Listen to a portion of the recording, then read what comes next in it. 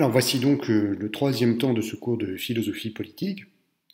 Donc je vous rappelle que dans les épisodes précédents, nous avons dans un premier temps examiné la naissance de la philosophie politique dans le monde antique et dans le monde médiéval, caractérisée, vous vous en souvenez, par cette idée que l'homme devait se soumettre à un objet transcendant.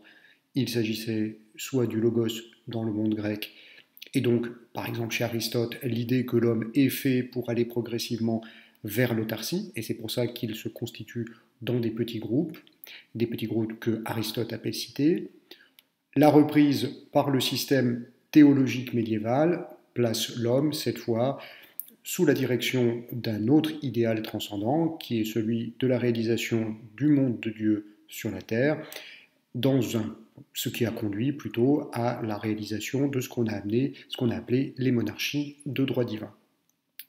Ce système, nous l'avons vu, a été profondément remis en cause par la deuxième période, qui caractérisait donc le deuxième cours de philosophie politique que je vous ai proposé, remise en cause qui débute avec Machiavel. Machiavel est ce penseur qui va en quelque sorte naturaliser la philosophie politique en faisant redescendre les objectifs de la politique d'un idéal transcendant vers un idéal plus immédiat.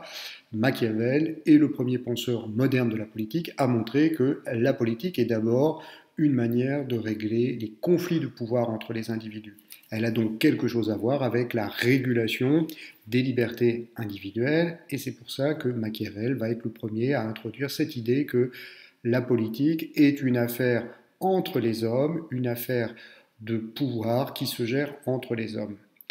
C'est la porte ouverte à ce qu'on a appelé les théories du contrat social, c'est-à-dire cette idée que les hommes se constituent dans des sociétés civiles par un contrat passé entre les individus se mettent d'accord pour vivre ensemble, ils résolvent ainsi la fameuse équation que nous avions vue dans le premier cours de philosophie politique, entre la bonne distance entre les individus, je vous rappelle c'était la métaphore de Schopenhauer des porcs épics, comment vivre avec les autres alors que les autres nous exaspèrent.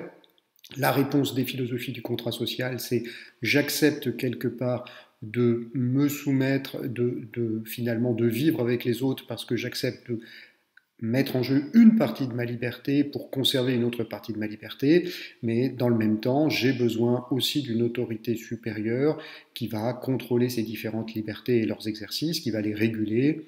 Et c'est ça la théorie du contrat social, l'idée que les individus passent un accord entre eux et avec une puissance souveraine qui va justement garantir cet équilibre des libertés.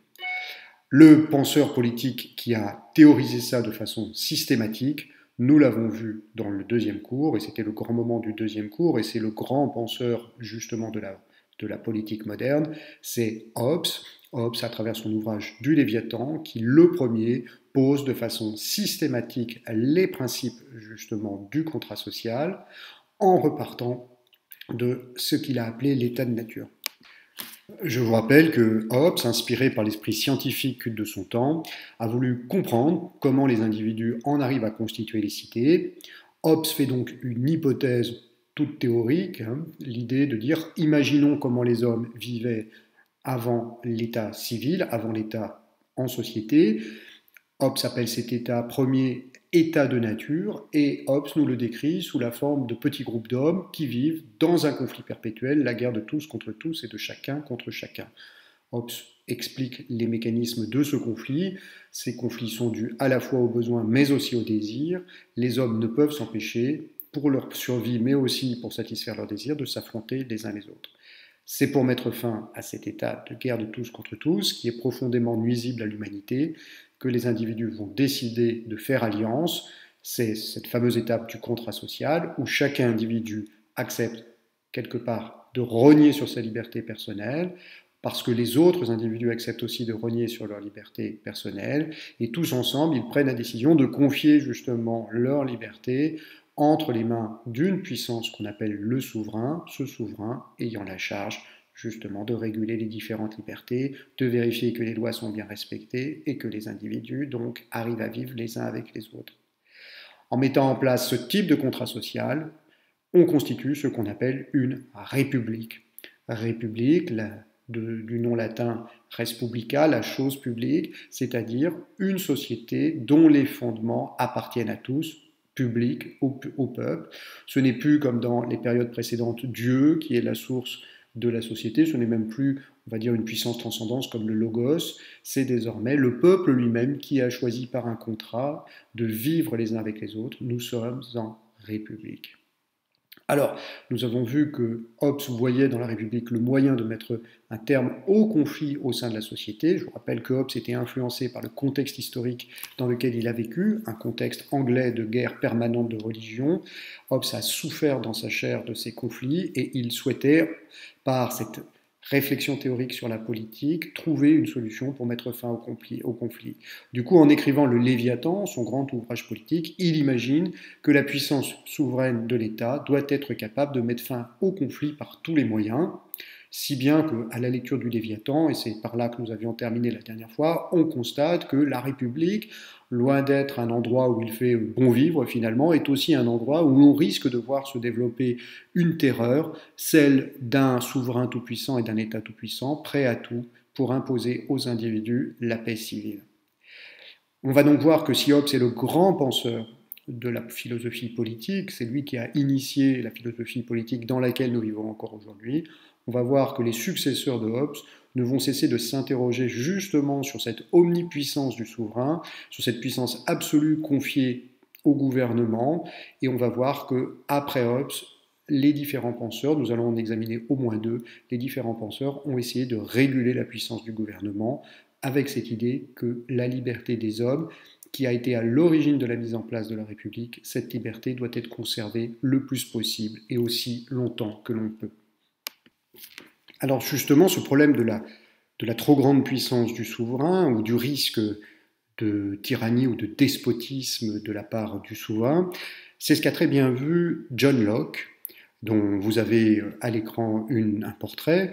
Donc John Locke, penseur anglais, successeur immédiat de Hobbes. John Locke est né en 1632, il est mort en 1704.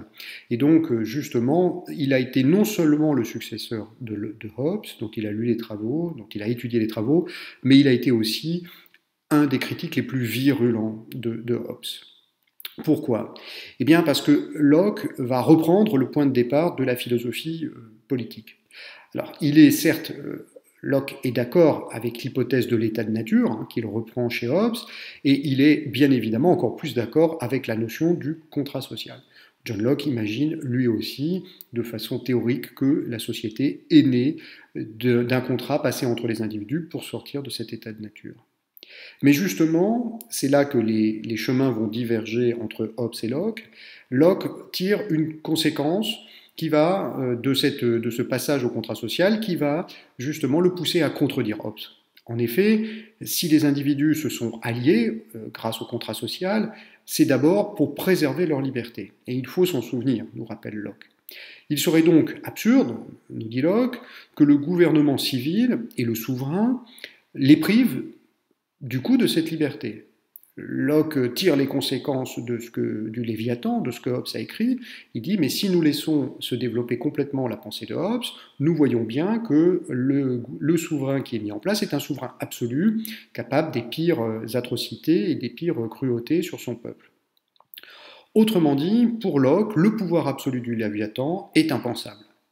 Un système politique doté d'un souverain absolu serait même pire que l'état de nature. Pourquoi ? Parce que, comme nous le rappelle Locke, dans l'état de nature, je n'avais finalement à craindre que mes voisins, qui n'étaient que des hommes comme moi-même. On se rappelle que cet état de nature était en effet un état de guerre de tous contre tous, mais c'était un état de guerre entre les individus, qui pouvaient certes être puissants, mais qui n'avaient que la puissance d'un homme. Alors que dans la société civile du Léviathan, telle que l'imagine Hobbes, chaque individu a désormais face à lui un monstre beaucoup plus puissant que les simples citoyens. Dans la société telle que l'imagine Hobbes, je vous rappelle que le souverain a toute puissance pour ramener la paix sur les individus. Il peut utiliser tous les moyens qui sont à sa disposition, et on sait qu'un gouvernement a des moyens extrêmement puissants, une police, une armée, un emprisonnement, voire une torture dans les états les plus terribles. Et donc, Locke imagine à quel point un État totalitaire pourrait finalement utiliser sa police, son armée ou encore les instruments dont il dispose pour atteindre les individus jusqu'au cœur de leur foyer. Une république à la manière de Hobbes pourrait être finalement bien pire que ce que nous connaissions dans l'état de nature. Ainsi, nous dit Locke, si les citoyens ont choisi de s'allier entre eux par le contrat social pour éviter la violence des autres hommes, ce n'est certainement pas pour retrouver une violence supérieure qui serait désormais celle du souverain. Ce serait même pire, puisque rappelez-vous qu'à l'état de nature, je n'avais à subir que la puissance de mon voisin qui n'était constituée que de ses deux bras, même armé, alors que désormais c'est tout un appareil d'État que j'ai face à moi. Une violence d'État est bien pire qu'une violence venue de quelques individus. Je vous conseille la lecture ici de quelques ouvrages de science-fiction, malheureusement, ou de prédiction, pourrait-on dire. Je vous rappelle, par exemple, que vous pouvez lire à juste titre 1984 de George Orwell pour voir comment un État omnipuissant et omniprésent peut prendre un contrôle total sur les individus sans leur laisser la moindre possibilité de réflexion et de réaction. Bref. Locke nous dit: si les individus se sont alliés pour préserver leur liberté, il est impossible de laisser le souverain faire ce qu'il veut et disposer de toute la puissance dont il le souhaite. Il faut donc qu'il y ait nécessairement un contrôle du gouvernement et du souverain. Alors par quels moyens contrôler ce souverain? Eh bien tout d'abord, Locke propose une séparation effective du pouvoir.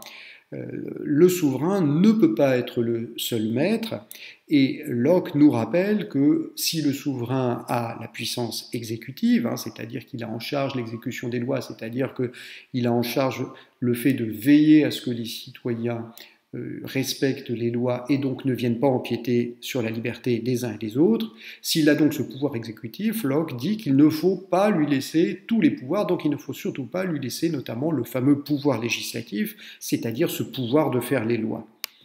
Locke réaffirme l'objectif du contrat social. Si les citoyens se sont unis pour se préserver eux-mêmes, cela veut dire que nous sommes en République, et cela veut donc dire que les citoyens sont l'origine de la puissance politique, et donc rien ne saurait leur être supérieur.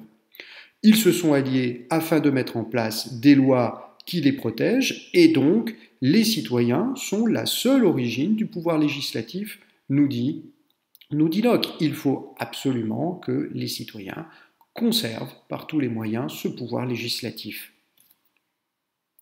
Le haut souverain revient uniquement la garantie des lois, et donc comme je l'ai déjà dit, le souverain a le pouvoir exécutif, mais il doit rester sous le contrôle du peuple.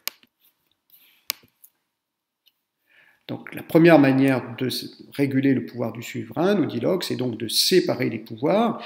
Et donc Locke insiste bien évidemment, dans la constitution qui met en place la République, il faut prévoir des dispositions par lesquelles les citoyens conservent absolument le pouvoir sur le souverain et donc justement des moyens par lesquels les citoyens se réservent l'exercice du pouvoir législatif.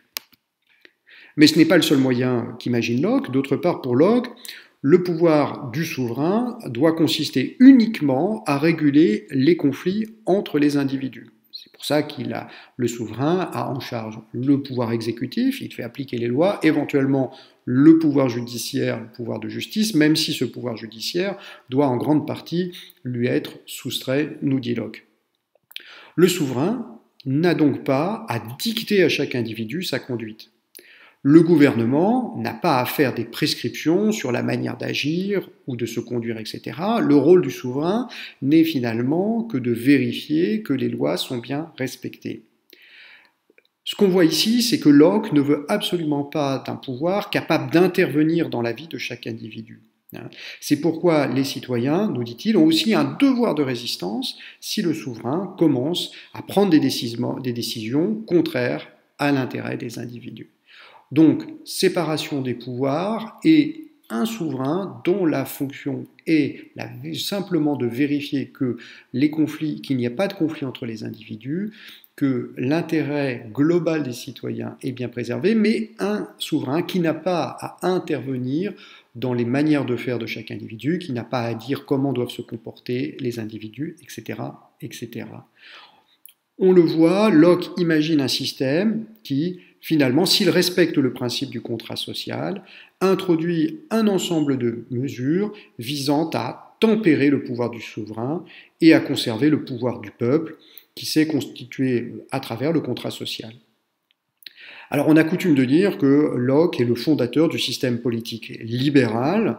Alors libéral, il faut l'entendre au double sens du terme, libéral parce que c'est un système qui préserve les libertés, mais aussi libéral en un sens plus contemporain, puisque vous savez qu'on a l'habitude dans notre monde contemporain de distinguer les systèmes plutôt libéraux, qu'on constitue sur un échiquier politique du côté de ce qu'on appellerait la droite, hein, et puis des systèmes moins libéraux, plus interventionnistes, où justement l'État est capable d'intervenir plus finement dans la vie des individus, de prescrire des choses, de leur dire comment ils devraient agir, plutôt comme ceci ou comme cela. Donc Locke est plutôt le fondateur de ce qu'on appellerait le système politique libéral, et notamment, hein, ce système libéral s'est du coup beaucoup développé dans les nations anglo-saxonnes. C'est normal puisque le père de ce système était un Anglais, c'était John Locke. On ne s'étonne pas de trouver un tel système en Angleterre, mais aussi aux États-Unis, hein, où on le sait, le rôle de l'État doit se limiter au minimum d'intervention. Et finalement, qu'on soit aux États-Unis ou en Angleterre, on ne conçoit pas un gouvernement qui viendrait intervenir dans la vie privée des citoyens, leur prescrire ce qu'ils ont à faire, etc. Qu'on réfléchisse à la manière, par exemple, aux États-Unis, comment le premier article de la Constitution américaine préserve l'individu, lui donne le droit, par exemple, de porter une arme, etc. L'État n'a pas à dire ce qui est bien ou mal, l'État, le souverain, n'a pas à dire si c'est bien d'avoir des armes ou pas. C'est un système qui peut nous sembler un peu étrange, puisqu'on le verra, nous ne sommes pas vraiment des descendants de John Locke, nous sommes plutôt des descendants de Rousseau, et ce n'est pas tout à fait la même conception de la puissance du souverain. Donc en tout cas, Locke, à travers son système libéral, imagine donc un système où le pouvoir du gouvernement est limité à un minimum. L'État n'intervient que pour la régulation de la vie civile, hein, mais n'intervient que très très peu pour signifier aux individus comment ils ont à se conduire. Pourtant, on peut se poser la question de savoir si la séparation des pouvoirs, telle que l'imagine Locke, est suffisante pour garantir la liberté du peuple. Et on va voir que c'est cette question fondamentale, hein, je vous l'avais dit, cette question de la liberté. Est-ce que le contrat social, est-ce que la République ménage suffisamment la liberté des individus? On va voir que c'est cette question qui a vraiment été problématique dans la philosophie politique moderne, et on va voir que après Locke, on va continuer à réfléchir et on va voir que d'autres penseurs, et notamment celui que nous allons examiner maintenant, le français Jean-Jacques Rousseau, on va voir que des penseurs politiques ont trouvé que Locke lui-même n'était pas allé suffisamment loin. Donc le grand objectif, le grand changement de la philosophie politique moderne, je vous l'ai expliqué, c'est qu'on en arrive à une philosophie politique qui pense la politique comme la question du rapport de pouvoir entre les individus, c'est-à-dire du rapport qui s'exprime entre des différentes libertés. Comment faire en sorte que la liberté des individus puisse s'exercer alors que d'autres libertés font face à la mienne? Comment puis-je trouver une optimisation des différentes libertés à partir du moment où je sais que j'ai besoin des autres, mais que les autres vont avoir tendance à m'empêcher d'être libre comme je le souhaite? Cette question, on l'a vu, est tranchée une première fois par Hobbes. Il nous dit nous faisons usage de notre liberté pour mettre en place une société qui essaye justement de préserver les conflits entre ces libertés. Locke répond, préserver les conflits entre libertés, ce n'est pas suffisant, il y a même un risque, il faut garantir au mieux nos libertés, et pour cela, il faut limiter la puissance du souverain. Alors, le troisième philosophe qui va apporter sa nouvelle pierre à l'édifice, c'est donc un philosophe français, alors français mais qui est né dans la ville de Genève, qui à l'époque était une cité indépendante mais qui était plutôt suisse. Il y a un conflit pour savoir si Jean-Jacques Rousseau, puisque c'est lui, est français ou suisse. On déclare que, en tout cas, on le reconnaît comme français, mais si vous allez à Genève, vous verrez qu'il a sa statue au cœur de la ville et il a été fait citoyen d'honneur de la ville de Genève. Donc on va dire le franco-suisse Jean-Jacques Rousseau. Alors Jean-Jacques Rousseau, c'est un successeur, lui aussi, immédiat de nos deux auteurs précédents. Jean-Jacques Rousseau est né en 1712 à Genève, donc, et il est mort en 1778, quelques années avant la Révolution française, qu'il avait appelé de ses voeux, mais qu'il ne connaîtra pas. Et donc Rousseau a lu, évidemment, les penseurs politiques de son époque, il a lu Hobbes, il a lu Locke, mais il formule à la suite de Locke des doutes. En effet, il s'interroge, pour sa part, sur la manière dont le pouvoir s'équilibre entre le souverain et le peuple. Alors, Locke imaginait un contrôle de l'exécutif par le législatif, et Locke imaginait même, je vous l'ai dit, un droit de rébellion de la part du peuple, c'est-à-dire que si le souverain venait à exercer une force trop importante, alors, dans ce cas-là, le peuple avait un droit légitime de rébellion. Oui, nous dit Rousseau, mais si le souverain décide malgré tout de soumettre le peuple par la violence. C'est-à-dire que si tout d'un coup, le peuple décidant que son souverain abuse de sa force et le peuple décidant de se révolter, si tout d'un coup le souverain riposte en mettant l'armée, la police et en usant d'une violence incontrôlable contre son peuple, que peut faire le peuple? Comment s'opposer à un tel pouvoir despotique?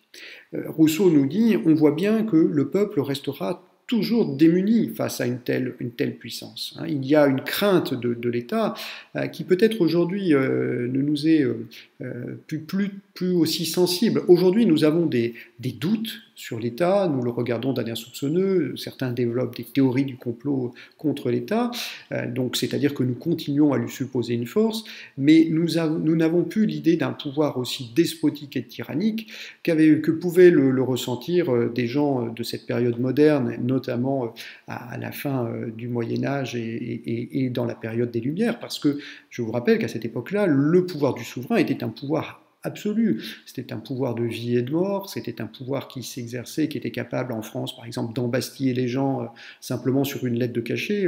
Il suffisait qu'un poète ou qu'un écrivain dise que le roi n'était pas bon pour que le lendemain il soit en prison sans qu'il y ait le moindre procès. Donc le pouvoir du souverain était un pouvoir qui effrayait, terrorisait de façon absolue les populations, et on imagine bien que cette terreur face au souverain a pesé sur la constitution des systèmes politiques. Et donc, Rousseau s'interroge, comment s'assurer que le souverain n'abusera jamais de son pouvoir? Il faudrait, nous dit Rousseau, pour empêcher que le souverain abuse de son pouvoir, il faudrait imaginer une instance qui veille et surveille le souverain en permanence. C'est-à-dire, à partir du moment où vous avez deux membres en opposition, le peuple et le souverain, comment éviter que le souverain agisse contre le peuple? Eh bien, il faut imaginer une troisième instance qui va vérifier que jamais le souverain n'agisse contre le peuple. Oui, mais si vous faites cela, dit Rousseau, ça ne fonctionne toujours pas, parce que dans ce cas-là, ça veut dire que vous créez une troisième instance qui a un pouvoir suffisant pour peser sur le prince, sur le souverain, et ça veut dire que vous avez créé un nouveau monstre. Qui est-ce qui nous assure à ce moment-là que ce nouveau monstre ne va pas à son tour prendre le pouvoir? On a vu ça dans l'histoire politique, on a vu par exemple dans certaines nations le souverain en conflit avec le peuple et un troisième terme, en l'occurrence l'armée, dire oui mais ne vous inquiétez pas, nous en tant qu'armée nous sommes là pour protéger le peuple et éviter que le gouvernement ne fasse n'importe quoi. On voit que historiquement dans la plupart de ces républiques et de ces nations, ça a terminé par une prise de contrôle par l'armée du gouvernement lui-même et finalement un nouveau régime despotique sous la conduite de l'armée. Donc, Rousseau nous dit, imaginez une instance qui veille et surveille le souverain est tout aussi dangereux puisque cette nouvelle instance risque à son tour de se montrer despotique. Et donc le seul moyen, ce serait à nouveau d'imaginer une nouvelle instance qui surveille la première instance, etc., etc., et on s'en sort plus. Alors en philosophie, c'est ce qu'on appelle l'argument du troisième homme, c'est-à-dire que si vous avez deux groupes qui se font face, imaginez une troisième instance régulatrice, c'est bien, mais comment imaginer que cette troisième instance régulatrice, justement, ne fasse pas n'importe quoi? Il faut imaginer une quatrième instance régulatrice qui surveille les trois premières. Oui, mais comment vérifier que cette quatrième, etc. Eh bien, il faut en imaginer une cinquième, et on ne s'en sort pas. C'est ce qu'on appelle en philosophie l'argument du troisième homme. On voit que si on prétend sortir d'un conflit, justement en introduisant un troisième terme, eh bien, il faut imaginer ensuite toute une suite de dispositifs, et on ne s'arrête jamais. Ce n'est donc pas une bonne solution. On voit bien que ce n'est pas multiplier les instances de contrôle qui vont permettre de s'assurer que le souverain ne débordera pas de son rôle et ne viendra pas finalement devenir despotique et trahir le peuple. Donc Rousseau s'interroge sur la limitation du pouvoir du souverain. Comment faire en sorte que ce dernier reste toujours dans les limites du rôle que lui prescrit le contrat social? Et on va le voir, la solution que va proposer Rousseau est finalement parfaitement simple. Elle s'inspire de ce que Rousseau a connu dans la cité de Genève où il est né. Rousseau nous dit, pour éviter que le souverain ne vienne à nuire au peuple, il faut et il suffit que la personne du souverain ne se sépare jamais de la volonté du peuple. Alors, autrement dit, si je veux être sûr que le souverain n'agira jamais contre le peuple, il faut et il suffit que le souverain ne soit rien d'autre que la volonté de ce peuple lui-même. Alors voilà une formule qui peut sembler un peu compliquée, mais en fait c'est une formule, vous allez voir que quand on la traduit, vous la comprenez puisque finalement vous vivez à l'intérieur de ce système. Qu'est-ce que ça veut dire quand on traduit en termes simples la formule de Rousseau? Ça veut dire que le souverain doit être le peuple lui-même. C'est une formule qui vous est familière puisque c'est la définition, c'est même la formule de notre République démocratique. Voilà. Nous voilà revenus presque au point de départ, nous voilà revenus dans la démocratie. Rousseau réintroduit la démocratie, cette vieille invention grecque, car finalement, nous dit Rousseau, c'est en s'assurant que le peuple, démos, est finalement, qu'il a entre les mains l'ensemble du pouvoir, kratos, qui est ce pouvoir qui est lié à la souveraineté, alors en faisant cela, on s'assure que jamais le souverain n'agira contre le peuple lui-même. Alors voilà, la solution de Rousseau est simple. Rousseau nous dit inutile d'imaginer une troisième instance qui va essayer de contrôler que le souverain, le gouvernement n'agit jamais contre le peuple. Si vous voulez résoudre le problème de façon simple, dit Rousseau, c'est très simple, faites en sorte que le gouvernement, que le souverain soit le peuple lui-même. Et dans ce cas-là, dit Rousseau, vous n'aurez jamais de problème, puisque le peuple étant son propre gouvernement, comment voulez-vous que le gouvernement agisse contre le peuple? L'idée de Rousseau consiste à penser que si le peuple fabrique les lois et veille à leur application, c'est-à-dire que si c'est le peuple qui a à la fois le pouvoir législatif et le pouvoir exécutif, alors dans ce cas-là, jamais le peuple ne prendra des mesures qui pourraient lui être contraires. Autrement dit, le pouvoir du souverain sur le peuple se régule lui-même, puisque c'est le peuple qui est ce pouvoir. Alors on le voit, si Hobbes et puis Locke après lui étaient avant tout des partisans de la République, une République que ces deux auteurs concevaient comme monarchique, Rousseau, lui, est évidemment partisan d'une République démocratique. Et c'est ce modèle de Rousseau qui va inspirer profondément les révolutionnaires français, si bien, et ce n'est pas pour rien, et historiquement cela s'explique par justement cette pensée politique de Rousseau, c'est bien pour cela que la France fut un des premiers, et d'ailleurs rares pays d'Europe, à sortir de la monarchie pour mettre en place une république d'abord, puis une démocratie dans un deuxième temps. Bon, donc je vous ai mis ici une représentation célèbre, celle du serment du jeu de paume, comme vous savez, ce moment où les révolutionnaires décident effectivement qu'il faut donner à la France une république. Alors, dans un premier temps, cette république sera monarchique. Je vous rappelle qu'on maintiendra au pouvoir le roi. Il faudra tous les déboires de cette première république monarchique pour que la France décide d'une première république démocratique. Et puis, comme vous le savez, cette démocratie va gagner progressivement ses lettres de noblesse pendant tout le XIXe siècle en France et désormais depuis le XXe siècle, mais surtout, j'ai envie de dire, depuis 1945, avec le droit de vote concédé aux femmes, nous vivons dans une nation démocratique complètement. Alors justement, la démocratie de Rousseau ressemble à celle d'Athènes au IVe siècle avant Jésus-Christ, et pourtant elle n'est pas tout à fait identique dans ses principes philosophiques.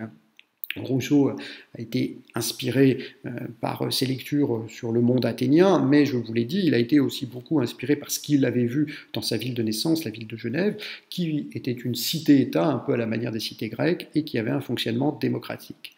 Alors, pour les Grecs, je vous rappelle, la démocratie était d'abord et avant tout l'expression du logos, de l'expression de cette capacité à produire des paroles intelligentes, et dans la démocratie, le débat visait à établir une vérité qui exprimait le meilleur pour la cité. C'est-à-dire que les citoyens se réunissaient, débattaient, et de ce débat, les Grecs imaginaient que devait résulter une forme de vérité qui devait exprimer finalement le meilleur pour les individus, pour la conduite de la cité, etc. Chez Rousseau, la démocratie est un système politique qui vise d'abord et vise à garantir la liberté de tous. La démocratie moderne, selon une formule souvent utilisée, c'est le pouvoir de tous, par tous et pour tous. Donc, dans cette définition, il faut la comprendre. Hein. Pouvoir, je rappelle, de tous, par tous, pour tous. Rythme ternaire. Pourquoi? D'abord, il y a l'idée du pouvoir. Parce qu'on l'a dit, il y a cette idée de pouvoir d'action libre, et la démocratie vise d'abord à nous permettre d'agir le plus librement possible et de réguler justement cette affaire de liberté entre les individus, du pouvoir qui cherche à s'exercer entre les individus. Mais ce pouvoir n'est pas seulement celui de ma liberté individuelle, puisque j'ai à vivre avec les autres hommes et j'ai dû passer un contrat avec eux. Je vous rappelle que la République qui a émané de ce contrat est donc un gouvernement voulu par tous les citoyens.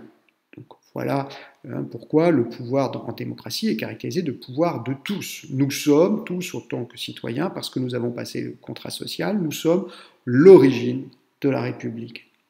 Et nous sommes en démocratie, c'est-à-dire que chacun exprime sa volonté et la fait connaître par le vote. Le gouvernement établit donc des lois en suivant l'avis exprimé par tous. Voilà le deuxième terme de notre équation, le pouvoir de tous, contrat social, par tous, parce que c'est le vote de tous les citoyens qui décide de ce que nous faisons. Et enfin, troisième terme, puisque c'est le peuple qui décide pour lui-même, le peuple prend des décisions qui ne peuvent être contraires à ce peuple, qui ne peuvent qu'être bonnes pour ce peuple. Désormais, la démocratie est un pouvoir qui agit pour tous. Voilà donc la fameuse expression « pouvoir de tous », puisque c'est tous ensemble, nous qui avons constitué les fondements de la République par le contrat social, par tous, parce que c'est nous qui votons les lois et décidons de ce que nous voulons tous ensemble, et pour tous, puisque justement ce pouvoir est démocratique, il s'applique en respectant la volonté de tous, il vise donc à être le meilleur pour tous. Et d'ailleurs, si on prend ce dernier terme, cette idée que le gouvernement doit valoir pour tous les hommes, Rousseau fait de ce dernier principe un absolu. La garantie de la démocratie, c'est le fait que le peuple décide de chaque loi. Il n'y a donc qu'ainsi, nous rappelle Rousseau, qu'on peut éviter les abus du pouvoir du souverain, et c'est pour ça que la démocratie ne saurait, selon Rousseau, être que directe. Je vous rappelle qu'en politique, on distingue ce qu'on appelle une démocratie directe, une démocratie dans laquelle les lois sont votées directement par l'ensemble des citoyens. C'est ce que Rousseau avait connu à Genève. Je vous rappelle d'ailleurs qu'en Suisse, il y a toujours un système de votation.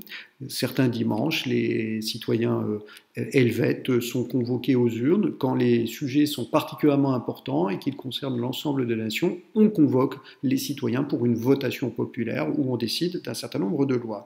Donc Rousseau nous dit, la démocratie, donc je vous dis, il y a ce qu'on appelle démocratie directe, et puis il y a des démocraties indirectes dont nous avons plus l'habitude aujourd'hui. Une démocratie indirecte, c'est une démocratie dans laquelle on élit des représentants qui gouvernent et qui choisissent à notre place. En France, vous choisissez des représentants, vous choisissez des députés, les sénateurs sont choisis par des grands électeurs, mais malgré tout, c'est quand même indirectement le peuple. Le président de la République est élu, était un représentant du peuple. Nous sommes dans une démocratie indirecte. Or, pour Rousseau, pour qu'il y ait une vraie garantie de la liberté des citoyens, je vous rappelle que son idée, c'est de dire qu'il faut que le souverain et le gouvernement ne se distinguent pas du peuple. Il faut donc, pour Rousseau, que le peuple participe à toutes les décisions. Ça ne peut être qu'une démocratie directe, nous dit Rousseau. Toutes les lois doivent être votées directement par les citoyens, et tout système où le peuple est représenté comporte déjà une entorse à ce principe, nous dit Rousseau, et un risque pour la liberté. Pourquoi? Parce que le représentant risque d'établir la loi plus en fonction de son intérêt propre que de celui du peuple tout entier. C'est un risque permanent, à partir du moment où vous choisissez un représentant, que ce représentant agisse plus en son nom qu'au nom des agents qu'il est censé représenter.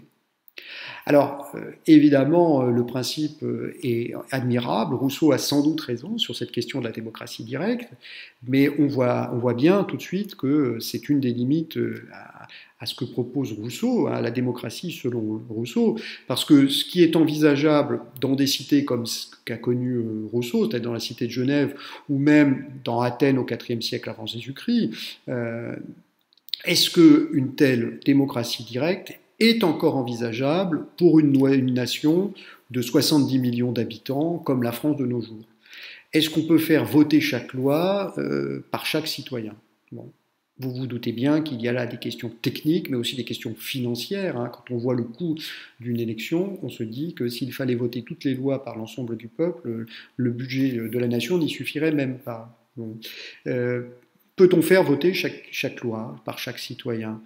S'ajoute à la question de la taille des nations, aujourd'hui, la question aussi de la multiplicité, de la complexité des lois. Dans nos sociétés contemporaines hyper technicisées, les lois se multiplient à l'infini. Je vous rappelle que chaque séance de l'Assemblée nationale, le mercredi ou le jeudi, on vote en moyenne 80 à 100 lois par semaine. Donc imaginez s'il fallait voter toutes ces lois. Et peut-on imaginer que les citoyens passent leur temps à étudier les dossiers techniques de chaque loi avant de les voter?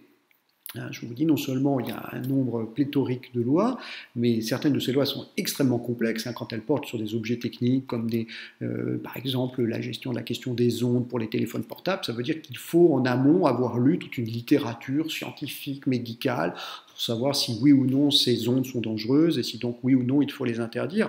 On imagine que si chaque citoyen devait voter chaque loi, il lui faudrait passer ses journées entières plongées dans ces dossiers. Bref, il ne ferait plus que cela.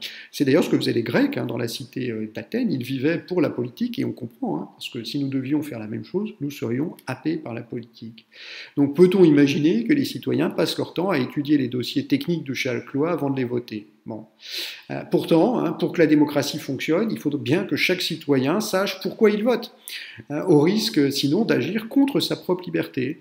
Et Rousseau, ça l'avait bien compris, puisqu'il écrit que la démocratie suppose un citoyen éclairé, c'est-à-dire un citoyen qui en permanence se tient au courant de ce qui se passe en politique, qui sait pourquoi il vote, etc. Bref, être citoyen, c'est un travail immense, et on voit bien que être citoyen dans nos sociétés de 70 millions d'habitants, ce serait avec des lois aussi complexes, ce serait quelque chose de très très très compliqué. Alors c'est sans doute pour cela que nous ne sommes plus dans un système de démocratie directe, mais nous avons des représentants, ici par exemple l'Assemblée nationale que vous reconnaissez sans doute, des représentants qui eux sont quasiment des professionnels de la politique, c'est-à-dire qu'ils ont normalement le temps suffisant pour étudier les dossiers, ils sont des attachés parlementaires qui font un travail de recension sur chaque dossier, qui amènent des documents, qui font des études, qui produisent justement toutes les démonstrations scientifiques, techniques, médicales qui sont nécessaires d'assimiler avant le vote de chaque loi. On voit que malheureusement, ce n'est plus le modèle de Rousseau, ce n'est plus une démocratie directe, et donc on peut se poser la question de savoir si notre liberté est encore totale, mais la vraie question est technique, comment faire en sorte que notre démocratie vote des lois de façon claire, avec une bonne connaissance de ces lois par chaque individu. La problématique de la démocratie demande à être sans cesse remise sur la table. Comment l'améliorer sans fin et sans cesse? C'est un chantier permanent. Alors justement, comment doivent être prises les décisions en démocratie? Comment est-ce que Rousseau imagine son principe? Eh bien, évidemment, on est en démocratie, donc c'est par le vote que l'on doit procéder. Face à une difficulté, nous dit Rousseau, on consulte le peuple sur la décision à prendre et chacun exprime sa position par le biais de son bulletin de vote. Le décompte des voix fait entendre quelle décision apparaît comme la plus favorable à l'ensemble des individus. Et donc le vote, nous dit Rousseau, est une optimisation des libertés. La décision qui est prise au final est celle qui convient le mieux pour le peuple ensemble. Alors, cependant, et là il faut être très attentif, Rousseau attire notre attention sur un point particulier. La décision qui est prise par le vote n'est pas la simple somme des décisions individuelles. Qu'est-ce que ça veut dire? Ça veut dire que le résultat du vote ne fait pas apparaître ce qui vaut pour le plus grand nombre, mais bien ce qui vaut pour le peuple lui-même. Alors, pourquoi cette nuance? Et on peut se dire, mais qu'on ne voit pas bien quelle différence il y a entre les deux. Eh bien, parce que Rousseau a introduit ici une notion essentielle, un concept fondamental dans sa philosophie, qui est le concept de volonté générale. Alors, qu'est-ce que c'est que ce que Rousseau appelle la volonté générale? C'est cette idée que le résultat du vote exprime une volonté générale, c'est-à-dire ce qui est le meilleur pour le peuple, en dépit des volontés individuelles. Alors, ce point est le plus difficile à comprendre, mais je vais tenter de vous l'expliquer. Alors, qu'est-ce que c'est que cette idée d'une volonté générale qui n'est pas la somme de la volonté des individus, une volonté générale qui exprime le point de vue du peuple en dépit des volontés individuelles? Ce concept de volonté générale repose sur l'idée que le citoyen, quand il vote, il n'exprime pas seulement ce qui va dans le sens de son intérêt personnel et de ce qui vaut le mieux pour lui. C'est pour ça que Rousseau va parler de volonté générale, cette idée que l'individu ne pense pas qu'à lui-même. Pour Rousseau, le citoyen réfléchit à ce qui est le mieux pour lui, mais aussi à ce qui est le mieux pour lui en tant qu'il est parmi les autres. Et justement, cette réflexion, qui va précéder le vote, peut conduire le citoyen à négliger ce qui serait le plus favorable à titre personnel. Bon. Alors, pour bien comprendre, il suffit de se souvenir que c'était déjà ce qui avait lieu quand on a mis en place le contrat social. Quand on met en place le contrat social, l'individu accepte le sacrifice d'une partie de sa liberté, mais pour préserver une plus grande part de sa liberté. C'est-à-dire que, individuellement, la sortie de l'état de nature, je vous l'avais dit, fait perdre une partie de sa liberté à l'individu, mais c'est parce que ça permet de constituer un ensemble social qui finalement est meilleur pour la société tout entière que l'État qui précédait. Eh bien, c'est la même chose qui se passe avec le vote. Lorsque je vote, je ne réfléchis pas seulement à ce qui est le meilleur pour moi, immédiatement, mais aussi ce qui est le meilleur pour moi en tant que je suis parmi les autres.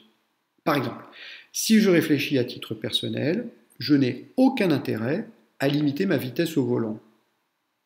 Je n'ai pas envie de loi qui me disent que je dois rouler à 30, à 50, à 90, à 130. Mais dès lors que je réfléchis au fait que je suis sur la route et qu'il y a d'autres conducteurs face à moi, eh bien je comprends tout de suite que j'ai intérêt à limiter la conduite automobile, parce que sinon, je prends un risque pour moi-même, mais aussi je risque de mettre en danger les autres individus. Alors, dans cet exemple du code de la route, on voit que je prends en compte l'intérêt des autres, mais que je pense encore un peu à moi. Mais on peut prendre un exemple qui va encore plus loin, ou qui exprime tout à fait ce que dit Rousseau, où, cette fois, la liberté individuelle est complètement négligée. Par exemple, si je prends le vote d'un impôt, je peux me dire que cet impôt est contraire à mon intérêt personnel, parce qu'immédiatement, cet impôt va me prendre de l'argent. Oui, mais si je réfléchis au fait que cet impôt va aussi servir à construire des routes qui vont améliorer la circulation dans mon pays, alors je peux me dire que finalement, dans ce cas-là, ma nation va sortir grandie, ce sera un avantage pour tous, et dans ce cas-là, je peux devenir favorable à cet impôt, même si, pour moi, il est immédiatement plutôt négatif, même s'il va me priver d'une partie de ma richesse. Alors vous voyez que sur ces deux exemples, on comprend progressivement ce que veut nous dire Rousseau, c'est-à-dire que normalement, quand un citoyen réfléchit, quand il choisit, quand il vote, il ne pense pas qu'à lui, il se pose la question qu'est-ce qui serait le meilleur pour nous tous? Et ce qu'est-ce qui serait le meilleur pour nous tous peut me conduire à penser que je dois peut-être effectivement réguler en partie mon activité, que je dois peut-être me priver de certaines choses, que je dois peut-être effectivement ne pas conduire à n'importe quelle vitesse, que je dois peut-être effectivement payer un impôt, que je dois peut-être, etc., etc., etc. Ainsi, nous dit Rousseau, chaque citoyen se décide moins en fonction de sa volonté propre, de ce qu'il imagine être le meilleur pour tous. Le vote n'exprime pas la simple somme de toutes les volontés individuelles, c'est-à-dire, c'est pas chacun qui dit ce qu'il veut pour lui-même, mais bien le vote exprime une synthèse de ce que chacun estime être le meilleur pour tout le monde. Donc voilà, c'est pas le vote, ça consiste pas à dire un tel pense que ça c'est mieux pour lui, un autre pense que c'est ça qui est mieux pour lui, un troisième pense encore ceci. Non, Rousseau nous dit un vote c'est un tel se dit qu'est-ce qui vaut le mieux pour tous, un autre se dit qu'est-ce qui vaut le mieux pour tous, etc., etc. Et il y a une nuance profonde, puisque comme je vous le disais, on voit que de ce type de vote peut sortir des décisions qui sont finalement, qui vont contraindre les libertés de chaque individu pris individuellement. Et d'ailleurs, certains individus peuvent, pour le vote, choisir de voter des choses qui ensuite vont les gêner dans leur existence quotidienne. Ce n'est pas un problème. Bien. Donc, finalement, au moment du vote, nous dit Rousseau, je ne suis pas simplement un individu singulier qui pense et vote uniquement en fonction de moi-même, mais je suis un citoyen qui pense pour tous et qui n'est donc ni riche, ni pauvre, ni petit, ni grand, ni blanc, ni noir, ni etc., ni d'une autre couleur, ni un homme, ni une femme, mais je suis un citoyen qui essaye de penser au bien de tous. Voilà. C'est comme ça, par exemple, que vous voyez, des hommes peuvent très bien voter des lois en faveur de la parité, même si par la suite, effectivement, ces lois sur la parité vont les contraindre en tant qu'hommes à laisser la place aux femmes. Non. Mais justement, nous dit Rousseau, c'est ça, être un citoyen, c'est ne pas réfléchir en fonction de sa personne, c'est réfléchir en fonction de ce qui est le mieux pour nous tous. Non. Donc ce concept de volonté générale est un concept très important parce qu'il permet de comprendre comment finalement le résultat d'un vote n'est pas la somme de la volonté individuelle de chaque individu. D'ailleurs, si on sonde à la sortie d'un bureau de vote chaque individu en disant est-ce que cette loi vous convient à titre personnel, les individus peuvent dire à titre personnel ça me dérange, et pourtant le résultat du vote peut être positif parce que les individus peuvent avoir choisi finalement malgré tout de voter la loi, même si elle les enquiquine à titre personnel. Alors ce concept de volonté générale est extrêmement important chez Rousseau aussi, parce qu'il a aussi été forgé par Rousseau pour répondre à une objection qui lui était faite à son époque.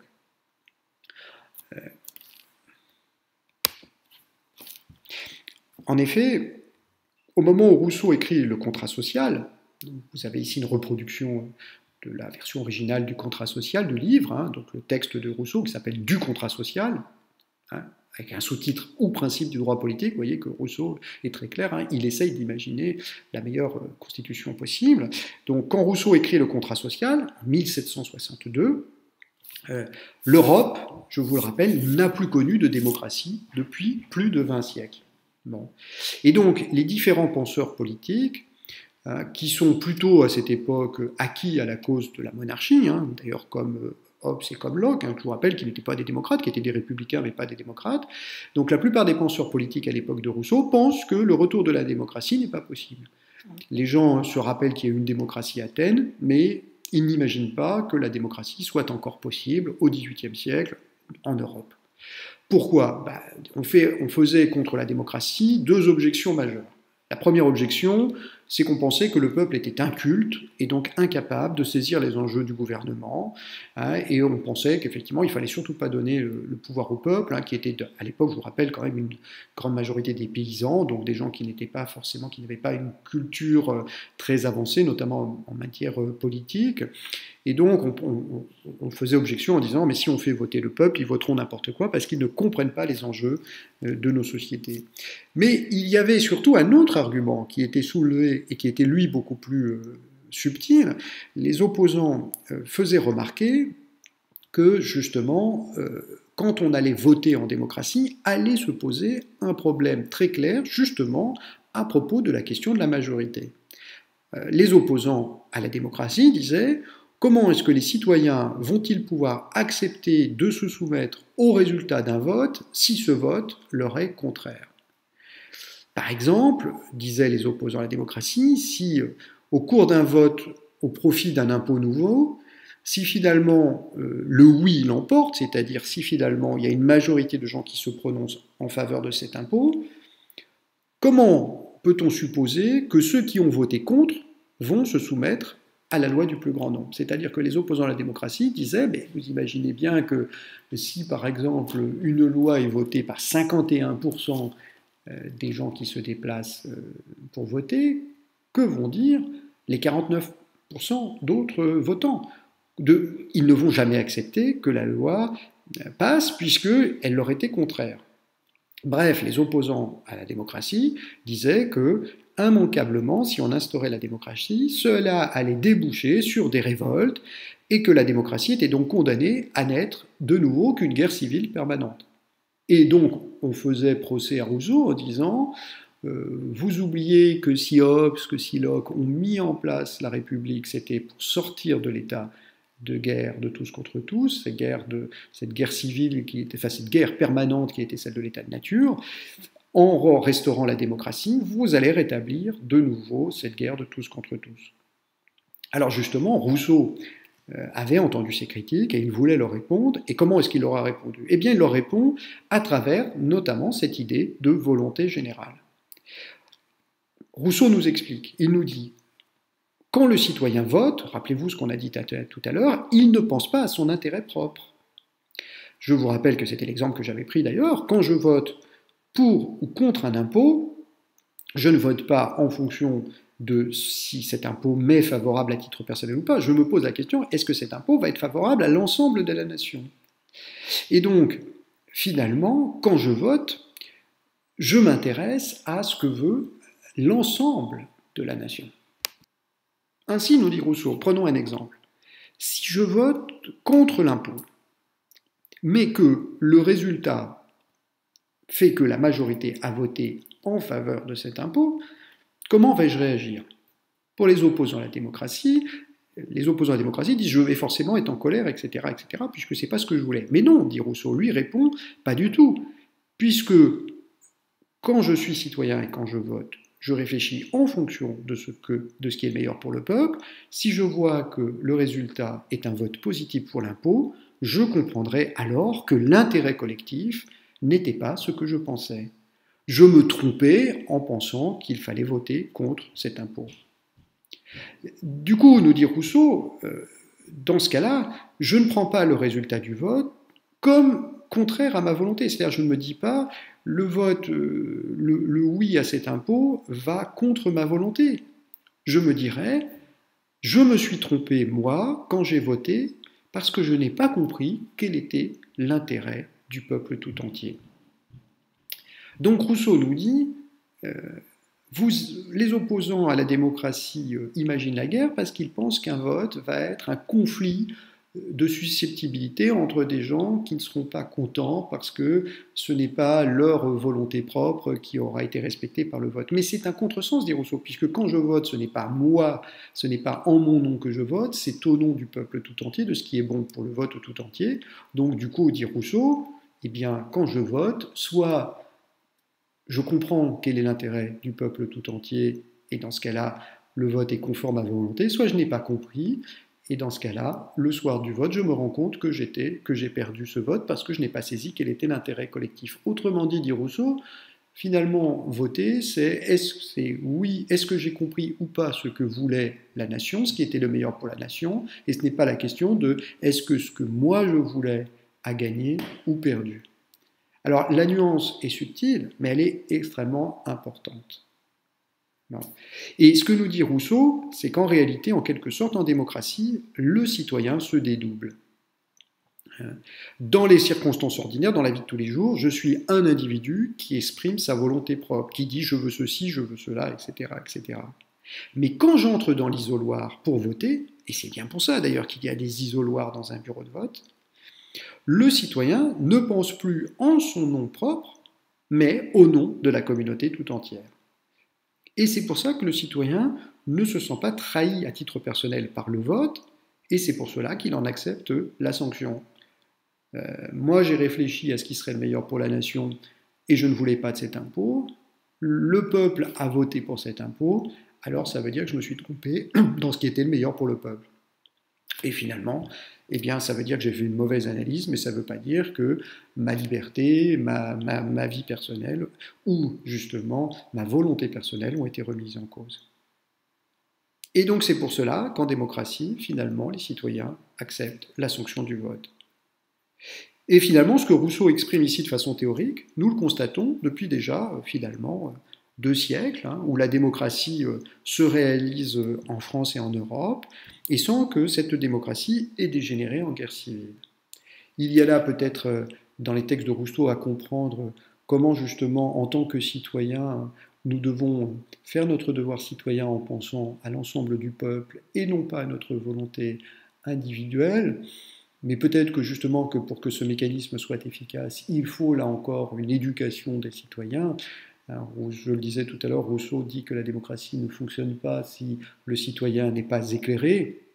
Être éclairé, ce n'est pas seulement réfléchir au texte de loi avant de les voter, être éclairé aussi, c'est comprendre que l'enjeu du vote et du scrutin, ce n'est pas sa volonté personnelle et sa liberté personnelle, c'est la question du peuple tout entier et de ce qui vaut le mieux pour ce peuple.